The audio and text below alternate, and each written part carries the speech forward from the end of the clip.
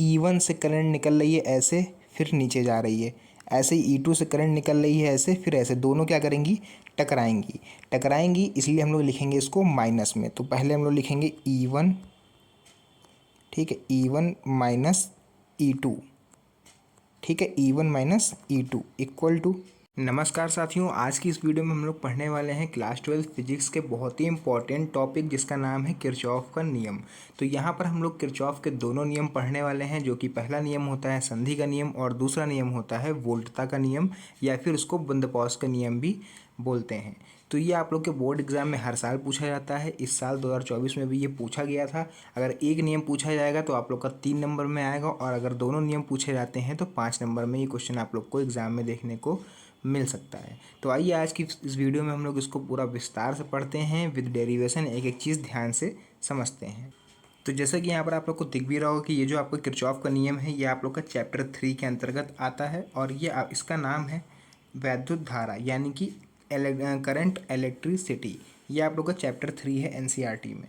तो इसी चैप्टर के अंतर्गत आप लोग के दोनों नियम आते हैं, किरचॉफ का नियम और प्रथम नियम, और किरचॉफ का द्वितीय नियम।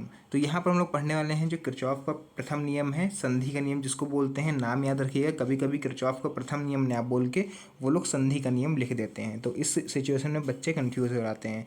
तो आपको कंफ्यूज नहीं होना है। किरचॉफ का नियम अगर प्रथम नियम आए या फिर संधि का नियम आए तो दोनों का मतलब एक ही है, ठीक है। तो हम लोग देख लेते हैं इसकी डिफिनेशन क्या है।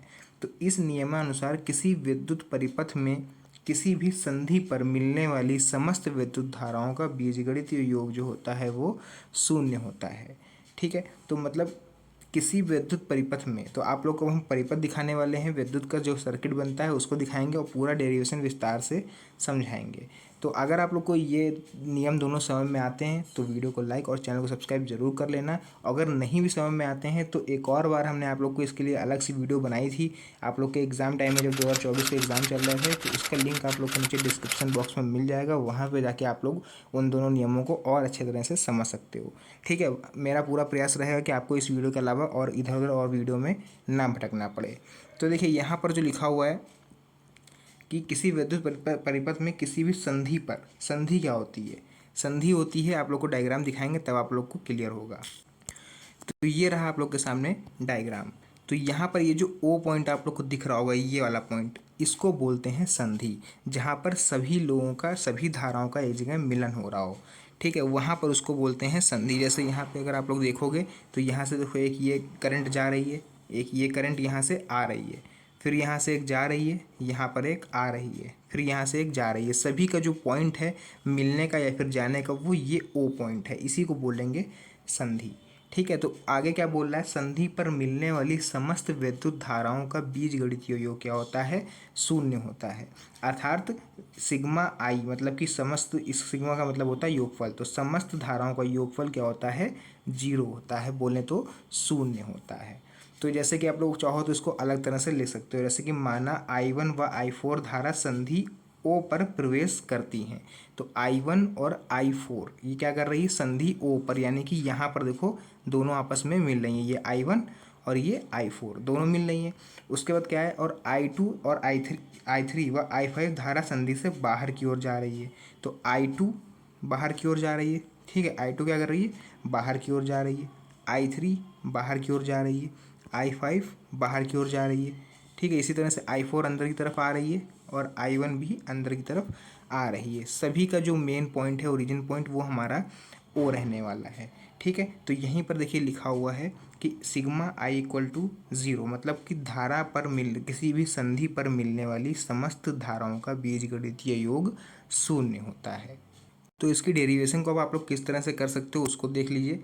I1 minus I2 minus I3 plus I4 minus I5 equal to 0, हमने समझ ऐसे लिख के बता दिया, और आप लोग को कुछ भी समझ में नहीं आया होगा क्योंकि आई प्लस माइनस बीच में कहाँ से आ रहे हैं ये आप लोग को क्लियर नहीं हुआ होगा। तो देखिए प्लस माइनस आ कहाँ से रहे हैं, ये जो प्लस माइनस है ये कहाँ से आ रहे हैं, तो उसके लिए आप लोग को फिर से इस डायग्राम पर आना पड़ेगा। देखिए I1 क्या है, ये O की तरफ जा रहा है, ठीक है। अब O हमारा क्या है, मेन चीज़ें ध्यान रखना, O हमारा संधि है, जो इसके पास आएगा मतलब प्लस में। तो जो यहाँ पर आप लोग को ये O पॉइंट दिख रहा होगा, ये हमारा मेन संधि है। तो एक चीज़ ध्यान में दिमाग में बैठा लो बिल्कुल अच्छी तरह से कि जो इसके पास आएगा वो मतलब प्लस, मतलब कि नज़दीक आ रहा है तो प्लस हो रहा है और दूर जा रहा है तो माइनस। तो I1 क्या कर रहा है, इसके पास आ रहा है, इसलिए I1 हमारा किस में है, प्लस में है। ठीक है, यहाँ पर आपको दिख रहा होगा प्लस का लगाया नहीं आता सिंबल, इसलिए नहीं लगाया। नेक्स्ट हम बात करें I4 की, सॉरी उसके बाद I1 के बाद क्या आता है I2। तो I2 क्या है, I2 दूर जा रहा है, तो I2 में हमने यहाँ पर माइनस लगा रखा है, यहाँ पर दिख रहा होगा आप लोग को। फिर नेक्स्ट अब बात करें I3 की, तो I3 भी क्या कर रहा है, दूर जा रहा है, इसलिए यहाँ पर I3 में भी हमने माइनस लगा दिया है। नेक्स्ट है I4, ये पास आ रहा है तो इसमें प्लस लगा दिया। फिर है I5, वो भी दूर जा रहा है तो उसमें हमने माइनस लगा दिया। तो आई होप आप लोग को ये प्लस माइनस का जो सिस्टम है ये पूरा अच्छी तरह से समझ में आ गया होगा। तो इसी ये सब अगर हम इसका ऐड करें, ठीक है, डिफिनेशन के हिसाब से, तो वो किसके इक्वल हो जाएगा, 0 के इक्वल हो जाएगा। तो अब यहाँ से आपको जो डेरिवेशन है इसको सॉल्व कर लेना है। प्लस वाले आप यहीं रोक लो, ठीक है। माइनस वाले जितने हैं I2, I3 और I5, इन तीनों को उठा के कहाँ भेज दोगे, इक्वल के इस साइड में, तो ये भी तीनों हो जाएंगे प्लस में। तो यहाँ पर इस तरह से आप लोग कह सकते हो कि इस प्रकार किसी संधि पर प्रवेश करने वाली धाराओं का योग किसके बराबर हो जाएगा, उस संधि से निकलने वाली धाराओं का योग। तो यहाँ पर अगर आप ध्यान से देखो तो I1 और I4 जो है, I1 I4 ये वाला, तो ये धारा की संधि की तरफ आ रहा है और ये तीनों संधि की तरफ से दूर जा रहे हैं, तो दोनों का ही योगफल क्या है, बराबर है। ठीक है, तो यही था किरचॉफ का पहला नियम। आई होप आप लोग को बहुत ही अच्छी तरह से समझ में आ गया होगा। तो अब हम लोग देखने वाले हैं किरचॉफ का दूसरा नियम, यानी कि वोल्टता का नियम, जिसको हम लोग बोलते हैं बंद पॉज का नियम। तो यहाँ पर किरचॉफ का दूसरा नियम भी हम लोग के सामने आ चुका है। किरचॉफ का द्वितीय नियम, जिसको हम लोग बोलते हैं पॉज यानी कि लूप का नियम, बंद पॉज का नियम यानी कि बंद लूप का नियम। लूप क्या होता है अभी आगे हम आपको बहुत ही अच्छी तरह से समझाएंगे। ठीक है, आपको कुछ भी नहीं आता होगा ना, तब भी आप लोग एकदम बेसिक से ये नियम दोनों ऐसे सीख जाओगे कि एग्ज़ाम तक, जो आप लोग बोर्ड एग्ज़ाम देने जाओगे ना, तब तक ये नियम नहीं भूलोगे। किसी वैद्युत परिपथ के किसी बंद पॉज में, तो सबसे पहला स्टेप क्या होता है किसी भी चीज़ को सीखने का, कि उसके बेसिक से एकदम सीखो। तो इसकी डिफिनेशन पढ़ो पहले, तब अच्छे से आप लोग को ये सिर्फ सर्किट डायग्राम है ये समझ में आएगा। ठीक है, तो इसकी डिफिनेशन पढ़ लेते हैं पहले। किसी वैद्युत परिपथ के किसी बंद पॉज यानी कि लूप। लूप क्या होता है, आप लोगों ने अगर व्हीटस्टोन ब्रिज अब तक पढ़ लिया हो तो ठीक है, नहीं पढ़ा होगा तब भी कोई दिक्कत नहीं है। लूप होता है एक बंद परिपथ, जैसे कि ये परिपथ आपको दिख रहा होगा, ये चारों तरफ से बंद है, तो इसी के अंदर घूमना इस तरह से, इसी को लूप बोलेंगे। अभी आगे आपको बहुत ही अच्छी तरह से हम समझाएंगे। ठीक है, पहले डिफिनेशन इसकी पढ़ लेते हैं। तो किसी विद्युत परिपथ के किसी बंद लूप में विद्युत वाहक बलों का बीजगणितीय योग। विद्युत वाहक बल कौन से हुए, ईएमएफ, यानी कि जो ई वाले हैं सिस्टम, इसको बैटरी इसको हम लोग बोलते हैं, इसको हम लोग यहाँ से E1 E2 बोल रहे हैं। ठीक है, बलों का जो बीजगणितीय योग है वो उस पॉज के विभिन्न भागों में धाराओं और संगत प्रतिरोधों के गुणनफल, मतलब कि विभिन्न भागों में धाराओं, मतलब कि जो आई वाला पोर्शन है ये, और संगत प्रतिरोधों मतलब आर, तो आई आर इनके गुणनफल के बीजगणितीय योग के बराबर होता है। तो आप लोग चाहो तो इतना लिख सकते हो, अगर 3 नंबर में पूछा जाए कि सभी सिग्मा, मतलब हमने क्या बताया था ऊपर आप लोग को, ये जो सिग्मा है इसका मतलब क्या था कि योग। ठीक है, तो यहाँ पर हम लोग बोल सकते हैं कि आई आर का यहाँ पर मल्टीप्लाई करा जा रहा है। ठीक है, सिग्मा इसलिए लगा दिया क्योंकि परिपथ में जितने भी आई आर हैं, सिग्मा मतलब हो गया कि योगफल तो हुआ ही, लेकिन यहाँ पर सिग्मा का मीनिंग अलग है, मतलब जितने भी आई आर, मतलब जितने आई आर हैं, कितने हैं, R1 नीचे R2 होगा, I1 I2 और I3 R3 हो, तब भी सिग्मा लगा दिया हमने। ठीक है, फिर है सिग्मा ई, मतलब आप लोग ऐसे समझ लो चाहें कि कितने जितने भी सारे ई लगे हों इसमें, E1 E2 E3 E4 E5, ठीक है, उसके लिए सिग्मा यहाँ पर यूज़ करा जा रहा है। वैसे योगफल के लिए भी सिग्मा को ही यूज़ करते हैं अगर बहुत सारे योगफल एक साथ करने हों। तो अब हम लोग देख लेते हैं इसका सर्किट डायग्राम।